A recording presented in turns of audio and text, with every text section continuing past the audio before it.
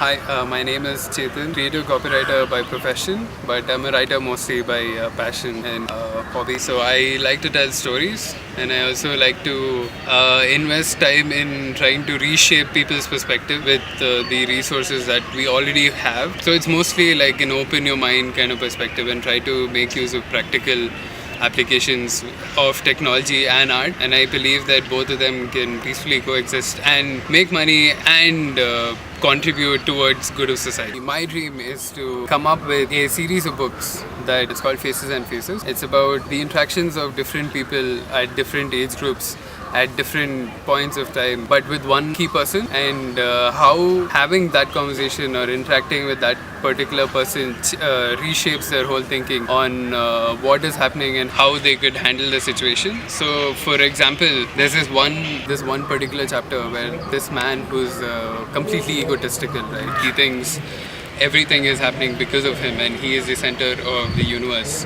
He meets this, so the main character of the book is called Ken, and he meets Ken, and Ken basically takes him through, gives him a new perspective of how ego is important, but it's not the only thing that shapes the reality of that person. And since the other guy works in a tech firm, Ken tries to reallocate his thinking of ego with computers. So this is really good because he tells him that have you thought about ego in a different way, where if you keep, say we are all reincarnated, our spirit travels on, and but our memory is left behind. In the same way, our memory and our ego can be associated, because say we take a birth and the universe has like this big memory that can hold experiences, and you can put data into experiences, and no matter what time you come through, you can do whatever you want, but you can be, for example, Ken at only this lifetime. So that is why ego is important. Even though you can do anything at any point of time, you will never be Ken again. But it's also important in the kind, like how we store files in a system under folders and under file names. The same way universe gives us an ego to store experiences under that lifetime and under that space. So it's just easier to recollect as one. That's how he relates a techie who's coming from a tech background and has an ego, with how opening the mind can help his perspective on things and help him develop applications that are more suitable for everyone and not just him. And that just leaves room for a lot more. The other aspects of the book is that it's going to be interactive. When the reader, like for example, it starts from the prologue, right? There are 9 specific chapters that deals with 9 different personalities. But right from the prologue, the kind of, so I'll give you one para and then I'll give you one sentence where you can choose 2 blanks in between a sentence. Like for example, if I say all is one and one is all, and the next sentence is like dash is the one and dash is all. So for the first blank, there's I or you. So if you choose I, it obviously means that you come from a more egotistical perspective. So the chapters will realign itself to reflect your growth and understanding of the characters in the book. So it's not plain, and it also tells you that there's not only one way to tell a story. You can tell the same story to other people with enough relevance, as long as you know how you're telling it and what appeals to them. Also, it's also like a psychological report on the reader himself. So the book is reading as much about the reader as the reader is reading about the book. So there's a two-way exchange of information happening. So at the end of the day, it feels more personal. You know that when you're reading that book, it's more like a journey that you're taking, and that journey will obviously have a different route for you. But even though the messaging is the same, the set and setting that it happens on can vary. So that's basically my dream. I'm still working on it. It's not a perfect picture, which is why I don't sound So I always wanted to be a writer, but I also am very well versed with technology. Even now, I have the latest phone. I have knowledge on what kind of development is going on, and more than that, I've always believed that technology should always work hand in hand with art. So it draws like a complete picture. So that's always been my dream, to use technology to tell a beautiful story that's never been heard before. So that's what I'm doing. So I basically started off with just short drafts of things that people would have never heard, telling the same thing in a new way.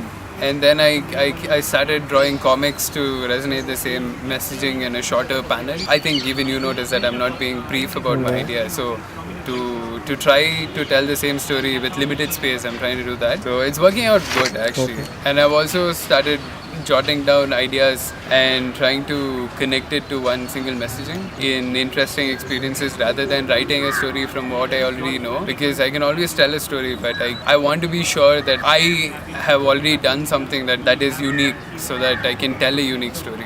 When I interact with new people, there's always something you can take from that experience, and you just try to generally draw from whatever is happening around you, in the sense that it makes you more aware of your surroundings. There aren't people directly associated with it. People are associated with it. Yes, actually, it's a big dream, but I feel that some of the people who are working at Google, they have a similar ideology, which is they hire people who are not good with technology, but they hire people who are good with anything to do with having a better life. So when you have that mindset and you work backwards as to what would help people do what they love doing rather than making money. So that's what I'm thinking. Maybe I can find such people who Cool. can work on the coding part and make the book as interactive as possible. The most out there challenge is that you want to be sure of what you're doing before you do it, which obviously, because it's an idea in development, it's taking its time, Yeah. which you cannot rush. Yeah. In terms of coming up with, sometimes you have a great idea, but you don't have a story to tell. Yeah. Sometimes you have a great story, but you don't have a rich message that comes out of it. Yeah. And sometimes it's just crap. So I'm trying to work at it as much as I can. Try to make it appealing to different audiences. Try to not make it sound like it's just flowery language. If you could find me the right team, like I said, there are different departments that goes into it, right? There's Yeah. technology, there's psychology, there is of course writing. So if you have a team that works closely with these parameters, Yeah. it would immensely help my own journey. Or if you could just connect me with people who are working in that space. Yeah. New ideology, basically, to empower people to do what they like rather than like what they do. So that's really important, I feel, because especially in a growing country like India, a lot of people are stuck thinking they just have to go to a job, come back and sleep. And that's most of their lives anyway. In China, people sleep in like dorm rooms and work for like 14 hours a day. You wouldn't call that a life. I don't know what that's called, but it's not life. So it's basically just to tell people that you take what you need and you can just be happy with what you have.